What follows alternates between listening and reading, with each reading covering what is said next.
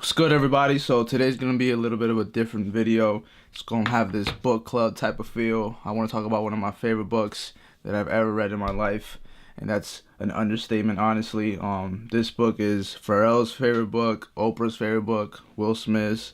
Kehlani has it tatted on her. Tyrese Gibson made like a huge rant that you can find on YouTube about this book. The book is The Alchemist by Paulo Coelho. He's a Portuguese author. Sold over 65 million copies. I think it's been translated in like over 60 countries or languages. We're just gonna talk about our favorite quotes of the book, how we discovered it, and how we honestly it impacted our lives after reading it, because it's that much of a powerful book.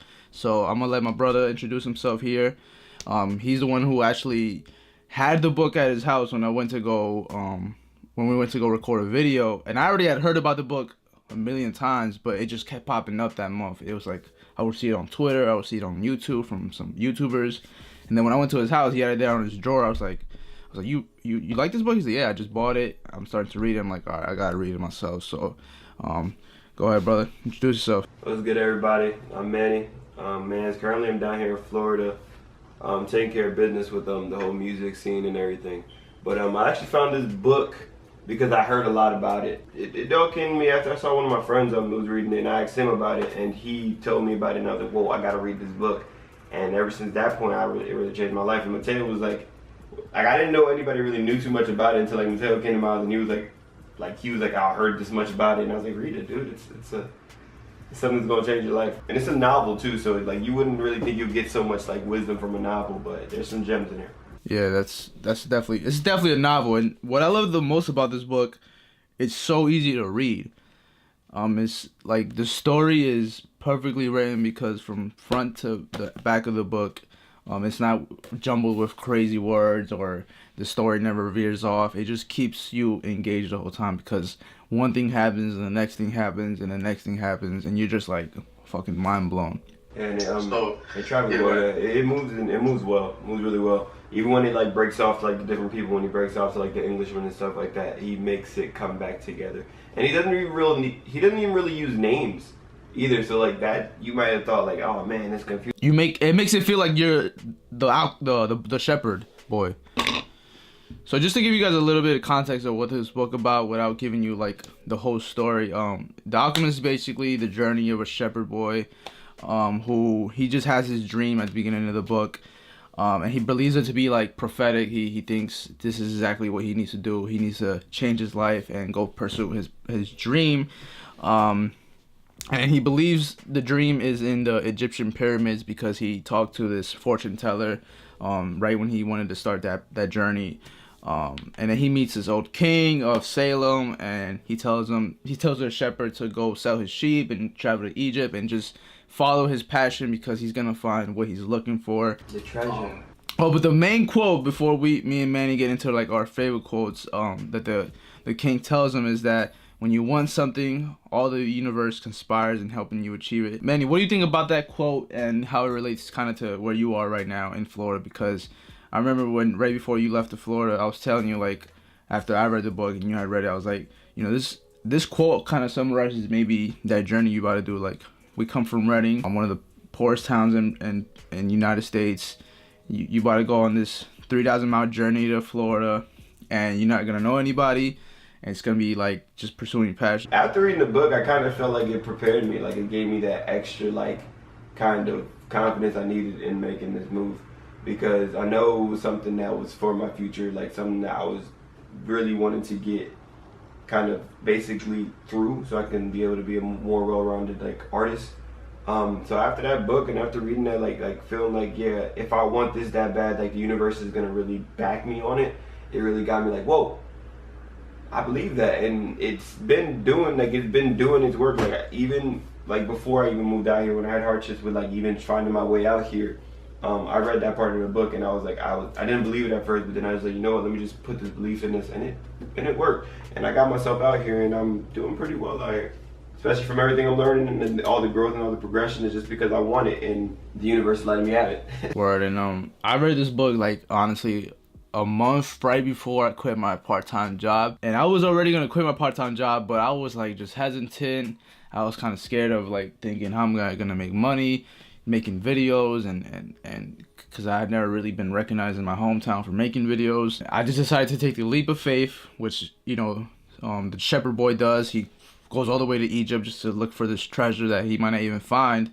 And it's the same way as me just quitting my part-time job, following my passion, and just everything comes together once you just go and do what you love. And that's honestly what that quote really, I think, solidifies. So I'm gonna mention one of my favorite quotes, and then Manny will mention one of his, and we'll just bounce back in that setting. So like we said, when you want something, all the universe conspires. That was like the theme of the entire book, and that's what the king tells the shepherd boy.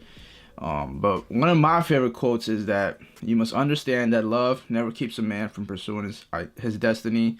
If he abandons that pursuit, it's because it wasn't true love, the love that speaks the language of the world. I like this quote simply because I've always had that belief. I'm a single dude, so I like this quote a lot because I always felt that I'm gonna find somebody who's gonna understand what I do, how much I love doing it, and they'll be able to respect that and not feel like I love my passion too much. Like, they'll have that same passion for something as well, and they won't keep you from pursuing your dreams, and we'll both be, you know, successful and doing our thing. What do you think of that quote real quick? I'm not a single dude. I got a girl back home. Actually, the way I got this book is because my girl actually worked at Barnes & Nobles, and she actually got this for me. So it was like the best yeah, it was the best $17 I didn't get to spend.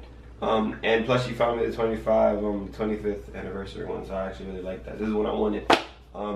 So like that quote really kind of was able, like that gave me what I needed to be able to speak to her about this whole move and kind of give her, not the cushion, but give her like the comfort that I'm dipping, but like this is what love's about. Love doesn't mean that I'm this far away that it's gonna fade or anything like that. If it's real, then it's gonna be good through every weather, through all terrains. And that really helped that out. So I mean, if y'all dealing with long distance relationships, read Alchemist. Alchemist, and then share the wisdom too. What's one of your quotes? My favorite quote is one that I'm kind of just, it really hit me, and I remember from now. Is he labeled it as the world's greatest lie. Basically, when the shepherd started talking to the king, he was talking to him about this book that he had. It was like a huge book he was reading. He was like, "Oh man, that book basically preaches the world's greatest lie." And he asked him what the world's greatest lie was, and the king said, "At a certain point in our lives, we lose control of what's happening to us, and our lives become controlled by fate." Basically, when we grow up past being young, we stop like letting our mind run free and stop dreaming and stop believing in our dreams, and we let basically fate control what's going to happen to us. And so we believe that we have to fall in place to these jobs, or we have to do this because this is what fate's letting us do, as compared to following our dreams and pursuing that. And that basically opened up the door to the shepherd actually following that dream of getting that treasure and, you know, pursuing his personal legend. And don't get it twisted, the shepherd was comfortable. Like, he had his sheep, he was making his money. He was about to get married. He was about to get married. He didn't have to work the entire year because the one season he was able to eat off pretty good. So it's not like he was like a struggling dude and he just decided to just go somewhere far for the hell of it. Not like he really had that dream and he believed it and he just followed it 100%, and it led him to where he was. So I'm gonna mention another real great quote that I think is so perfect for me. People are afraid to pursue their most important dreams because they feel they don't deserve them or that they'll never be able to achieve them. Honestly, that hits the nail in the coffin for me, because when I read that quote, I was like, yo, that's crazy. Because, you know, I had been doing videos for about like almost 2.5 years, and there was always this doubt of like, you know, make my video public and then not liking it and then deleting it. A lot of people who watch me, they know I used to delete a lot of my videos, or just telling my parents like, I don't know how I'm gonna make this work. I'm gonna just go to work at a corporate job, or even just not believing in yourself to the point where you thinking, maybe I'm not made to make videos. I should go do something else with my life. Maybe I'm not good enough to follow my passion. I think that quote is top tier. Because I don't really have too many more quotes. I have takeaways. Like there's one takeaway from the book. Basically, live in the present in preparation for the future. I like that quote. Not the quote. I like that takeaway a lot, just because it kind of got us into like, we're so into like wanting to know what we got to do and what's in the future for us and what we got to basically get to, as compared to doing it now and taking care of all the things now. Yeah. So that was one thing I liked the most. It was the king. This is all during like the king's talk to Shepherd, because I think that was like the biggest moment in the book, when the king actually came to him, and basically, well, inadvertently, the king is actually the alchemist. You know, spoiler alert. Got to do it. Spoiler. Is he really? Yeah, he's the alchemist. He came to him. He came to him as a king. Because I thought he came to him in different. Oh yeah, you're right. Yeah, his forms comes in different forms. Different forms, right. Yeah, spoiler alert. The king's the alchemist. Spoiler alert. Still buy the book though. Still buy. I mean, that's really nothing. Me telling you that is just nothing. Like you might think the book's over. No, it's not. I'll throw one more quote in there. When you possess great treasures within you and try to tell others about them, seldom believe you. You know, when you're telling people, especially in a creative field, like, oh, I do videos, or I'm a musician, or I'm a photographer, they all pass you off like, that's cute, okay. How are you gonna make money? But, you know, people who I've just studied and I've looked around me who I've been able to network with, people who actually follow their passion and make themselves their own boss, they end up being the richest or the most comfortable in a society or just in life, because they wake up every day loving what they do. They're able to control what they do or they don't, and at the end of the day, like, they're all making themselves in a comfortable position by just, you know, waking up and being great at what they do. You know what I mean? I don't think when you tell the people, like, when you're in these creative fields or what your dreams are, they're like, whoa, that sounds crazy. Like, just because they don't have their own dreams or they're not strong enough to follow their passion. They're not strong. They're scared of their personal legend. A big part of the book is personal legends, and basically swirling around that. And what personal legends are, it's basically what you always wanted to accomplish. It's something that you learn when you're young, and when you're just, there's no fear in you, and you basically go off of it. So you say it's your biggest dreams, your wildest dreams, and it's something that you know you're destined to really do. Especially when you're young, like, you know you got all this energy and all this, like, drive, and you want to do this. Like, let's say even like the little thing, like when kids are like, I want to be a fireman. You probably really do want to be a fireman, but like, you just grow up and go through the, like, progressions. You're like, maybe I don't want to be a fireman because there's too much danger, or they don't get paid enough, or maybe the expectation is for me to do something else. So basically that's what personal legends are, basically knowing what you're destined to do and what you want to do and going ahead and doing it. I think me and Manny, we've been talking really great about this book, but we haven't really mentioned the struggles the shepherd boy actually goes through to find his passion. I think it's not just like, oh, I woke up, I wanted to sell my sheep and go do what I love. Nah, he grinded. Let's not leave out the grind aspect of this book, and how hard he just kept his head down and didn't give up. Even when he was right about to give up, one of the universe just told him, nah, here's another little sign, go forward with it. Like, I forgot what the town is where he stays there for a year because he got robbed, and he starts working at this little, like, glass shop, and you could compare it to maybe somebody who's, you know, just out of college and they have to work at some corporate job, or maybe like some fast food job if you're younger, and you're just there for a whole year slaving yourself, working hard, and it's not what you love to do. Because college robbed you, and they nothing. But yeah, he grinded. Like, let's not forget this fact. Like, it's not like he woke up and in 2 days he was doing what he loved. Nah, it took him, I think it was a few years, if I'm correct. If not, it was more than a little bit over a year, till he got to where he realized it was there in front of him the whole entire time. I'm not going to give away the ending, because that's actually the most mind-blowing part of this book, is when you get to read that ending and just like think, Paulo Coelho bodied this. He was right there the whole time. Though, like, my thing is the bull, like, that was something amazing.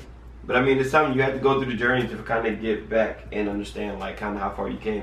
But just to reiterate, like, him getting robbed, like, he was from Spain, if I'm not mistaken. The shepherd's from Spain, and he basically had to get over to Egypt. So he basically took a ship over to Africa, and his first encounter with anybody there, he met somebody at a bar, and he said that he'll help him get to, like, the pyramids, because that's where his treasure, that's where his personal legend was leading him to.